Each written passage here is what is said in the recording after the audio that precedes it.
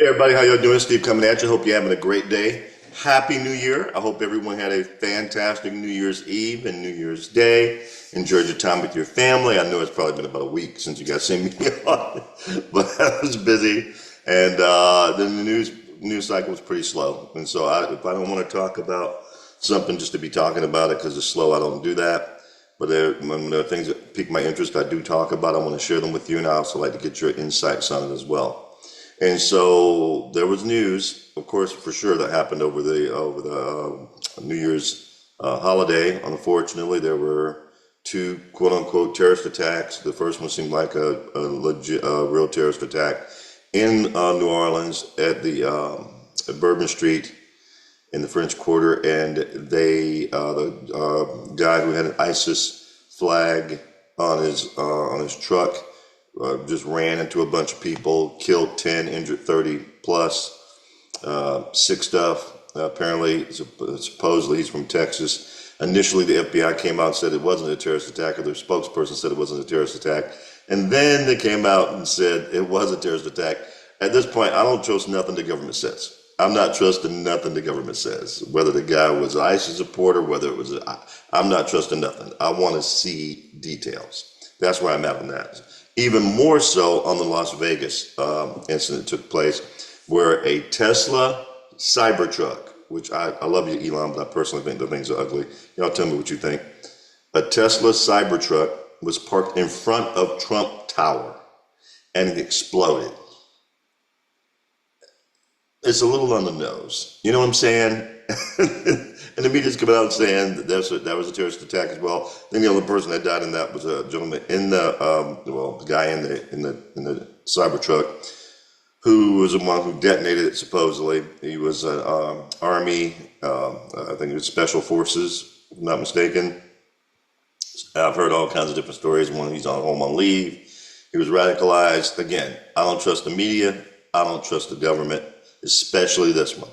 The one thing and the media is really interesting. The media is making it a point to make sure they say in those instances that they were from the U.S.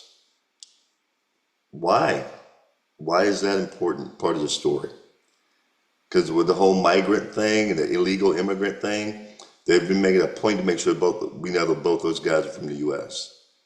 Well, we didn't say that every crime that took place in the U.S. happened because of illegal immigrants. But the ones that do happen because of illegal immigrants could have been stopped because they weren't supposed to be here. So that's that. Now, I digress. What I really wanted to discuss with you guys was this House vote that took place today, January 3rd. It's been brewing and brewing and brewing for a while with Mike Johnson, the Speaker, the Republican Speaker of the House. There's only about 119, 120 Republicans in the House right now.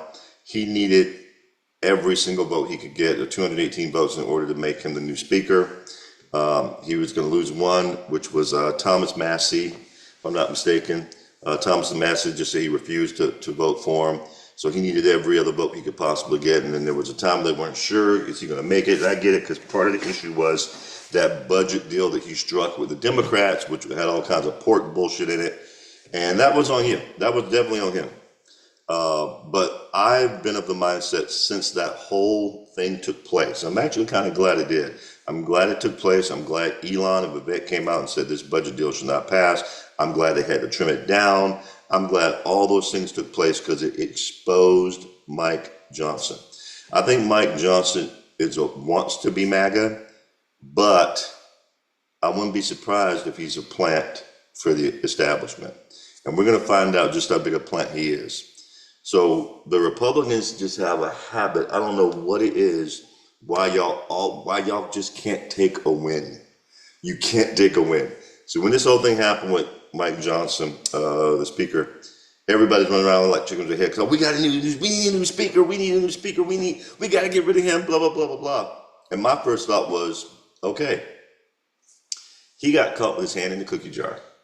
He's the one that represents, by the way, whenever Trump would go to the UFC events, when Trump went to the Army-Navy game, he's the representative that was seen there with Trump, the Speaker of the House, trying to be, I'm MAGA, I'm MAGA. That was the whole image he was trying to convey.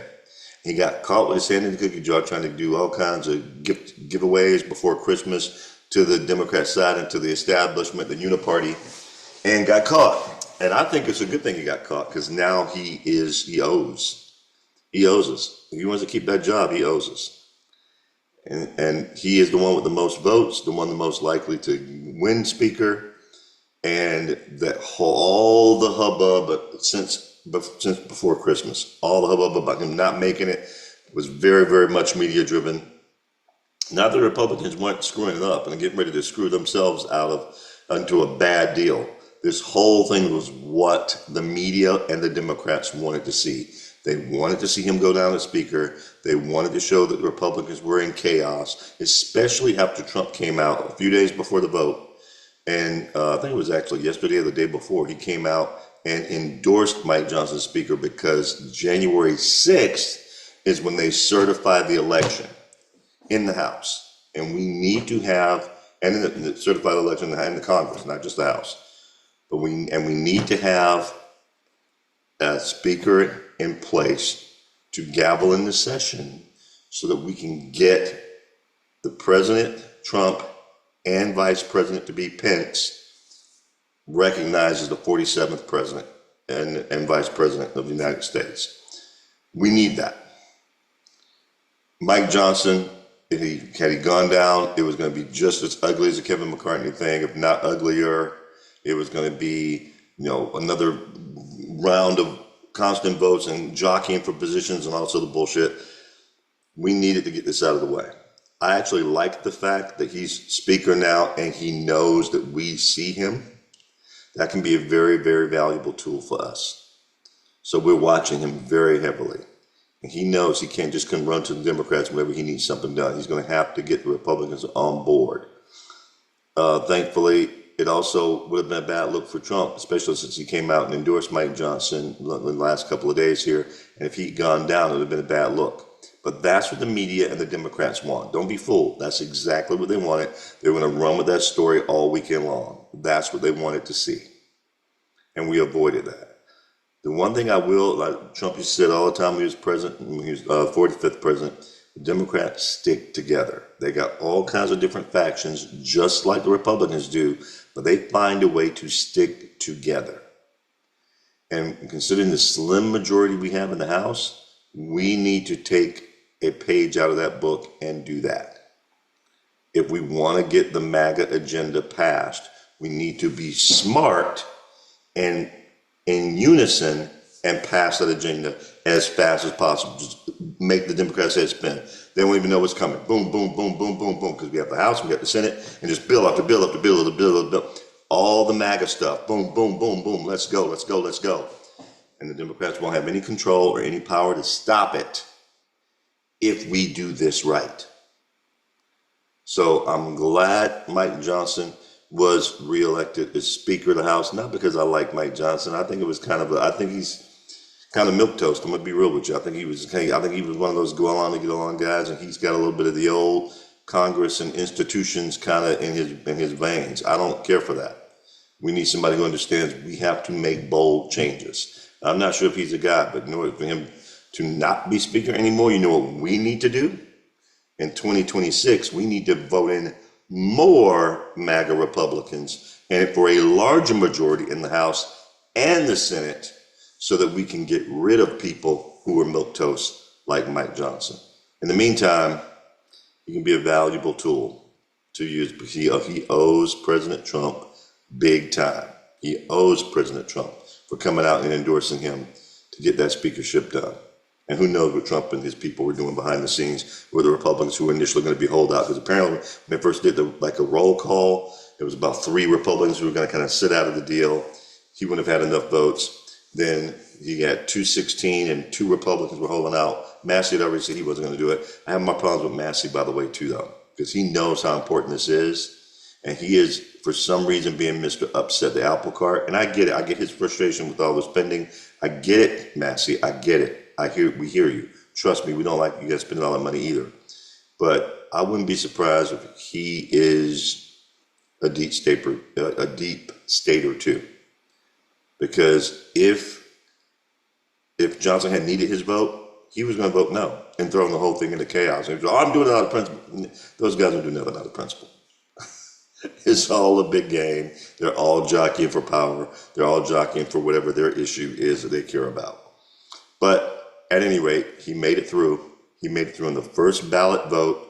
He is a speaker, which means 3 days from now, we can certify the election for Trump and Vance and start getting his people, that the Tulsi and RFK Jr. and get Vivek and Vivek and Musk won't need to get confirmed, but Pete Hegseth and all these guys, start getting them confirmed, start getting them in their office, start getting them in place.